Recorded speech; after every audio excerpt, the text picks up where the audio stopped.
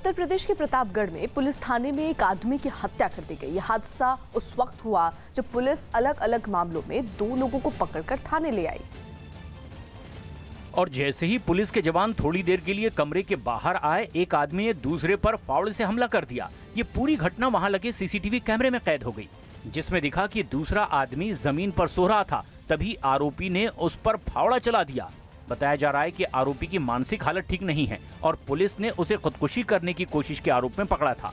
इस हमले के वक्त पुलिस का एक जवान उसी कमरे में मौजूद था।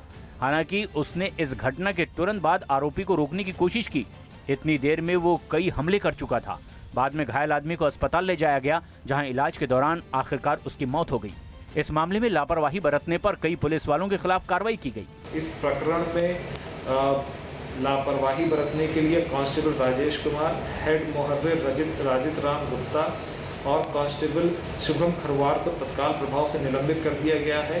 बताया गया कि जिस आदमी की हत्या हुई उसका अपने भाई के साथ जमीन विवाद चल रहा था और इसीलिए पुलिस उन दोनों को पकड़कर थाने लेकर आई थी। देश में कोरोना का केंद्र बन चुके महाराष्ट्र की हालत हर दिन खराब होते जा रही है। पिछले 24 घंटों में महाराष्ट्र में 3,390 नए मरीज पड़े हैं, जिसके बाद महाराष्ट्र में कोरोना के मरीजों की संख्या 1 लाख के पार हो गई है। राज्य में पिछले 24 घंटों में 120 कोरोना मरीजों की मौत भी हुई। महाराष्ट्र के कुल कोरोना मरीजों के आंकड़े में आधे से अधिक केस सिर्फ मुंबई में है। मुंबई में कोरोना के कुल मामले 58,226 हो चुके हैं। राजस्थान के बाड़मेर में अतिक्रमण के खिलाफ कार्रवाई का कुछ महिलाओं ने विरोध किया। यह घटना उस वक्त हुई जब प्रशासन की टीम एक इलाके में सरकारी जमीन पर बने एक मकान को तोड़ने पहुंची, जिसका कुछ महिलाओं ने विरोध करते हुए प्रशासन की गाड़ी को निशाना बनाया। उन्होंने उस मशीन पर पथराव भी किया जिसकी मदद से अवैध कब्जे को तोड़ा जा रहा था।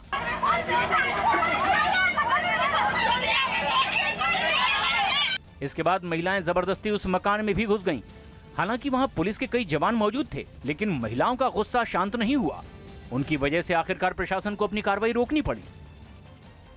चीन के डोंगोन में 2 सीटों वाला एक मिनी हेलीकॉप्टर बनाया गया। इस हेलीकॉप्टर को बनाने का मकसद गश्त लगाने में पुलिस की मदद करना है, ताकि जिन भीड़ भाड़ वाले और संकरे इलाकों में पुलिस की गाड़ी के लिए घुसना मुश्किल होता है, वहां भी उसका पहुंचना आसान हो जाए। अपने ट्रायल के वक्त बिना छत वाला ये मिनी हेलीकॉप्टर 2 लोगों को लेकर आराम से उड़ता नजर आया और तो और ये आसानी से रिवर्स भी हो गया।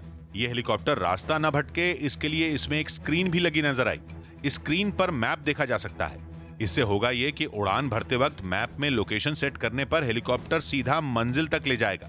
इस मिनी हेलीकॉप्टर को बनाने वाले डेली जाओ का दावा यह भी है कि ये मिनी हेलीकॉप्टर आपदा के वक्त बचाव के काम में भी पुलिस का मददगार साबित होगा।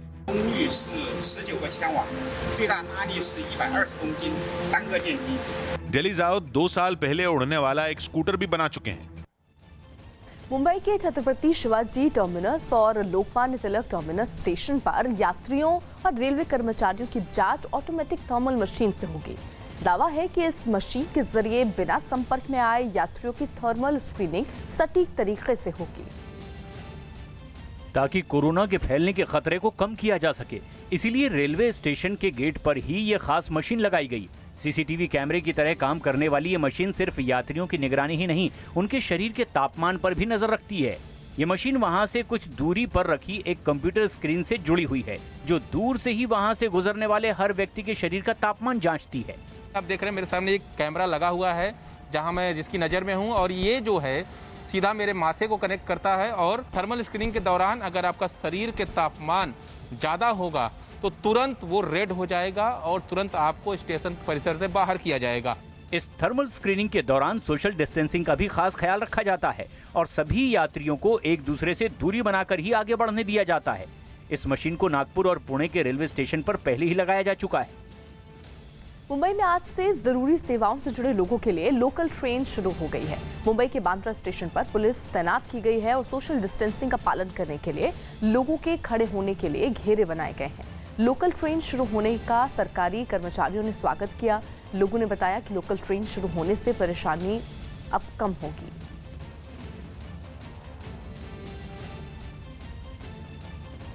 मुंबई लोकल ट्रेन रेलवे ने शुरू कर दी है। आपको बताना चाहेंगे कि ये सेवा सिर्फ और सिर्फ गवर्नमेंट स्टाफ के लिए है। ये आम जनता के लिए लोकल ट्रेनें नहीं चलाई जा रही हैं। इस समय हम मुंबई के बैंड्रा स्टेशन पे खड़े हैं और आप साफ तौर पे देख सकते हैं जो लोकल ट्रेनें हैं उनका आवाजाही शुरू हो चुकी है। आपको फिर से बताना चाहेंगे कि ये ट्रेनें सिर्फ और सिर्फ गवर्नमेंट स्टाफ के लिए लगाई गई हैं। बाकायदा प्लेटफॉर्म पे आप देख सकते हैं कि सर्कल बनाए गए हैं ताकि सोशल डिस्टेंसिंग को पूरी तरह से फॉलो किया जा सके।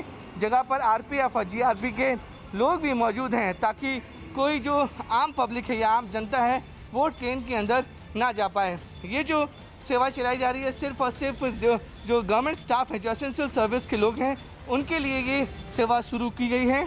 और ये सेंट्रल रेलवे और वेस्टर्न रेलवे दोनों ही रूट पे ये ट्रेनें चलेंगी। और वेस्टर्न रेलवे की बात करें तो चर्चगेट से विरार और विरार से चर्चगेट ये ट्रेनें चलना शुरू हुई हैं।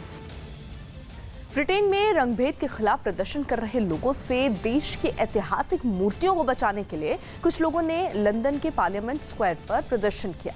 ब्रिटेन समेत कई देशों में रंगभेद के खिलाफ हुए प्रदर्शन के दौरान ऐसे कई लोगों की मूर्तियों को निशाना बनाया गया जिन पर रंगभेद को बढ़ावा देने का आरोप लगाया जाता रहा है। और इसीलिए ये लोग पार्लियामेंट स्क्वायर पर जमा हुए और प्रदर्शन करने लगे। विरोध करने वालों में बड़ी संख्या में महिलाएं भी शामिल रहीं। प्रदर्शनकारियों को काबू में करने के लिए वहां पहले से भारी पुलिस बल तैनात था जो प्रदर्शनकारियों को आगे बढ़ने से रोकने की कोशिश करता दिखा और इस दौरान प्रदर्शनकारियों और पुलिस के बीच हल्की झड़प भी हो गई।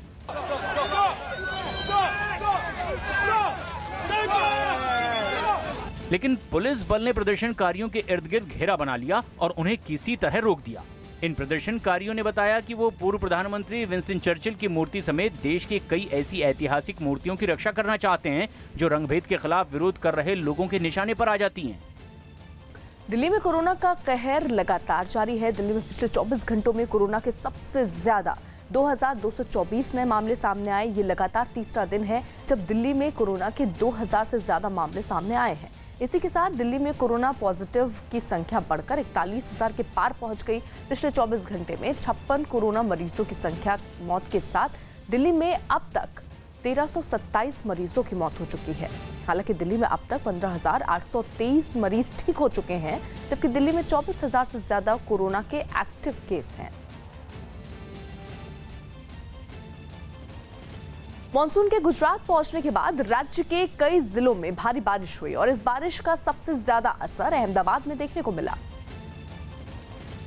जहां के कई निचले इलाके पानी में डूब गए। सड़कों पर इतना पानी भर गया कि उस पर चलना मुश्किल हो गया। गाड़ियों के पहिए पूरी तरह पानी में डूब गए।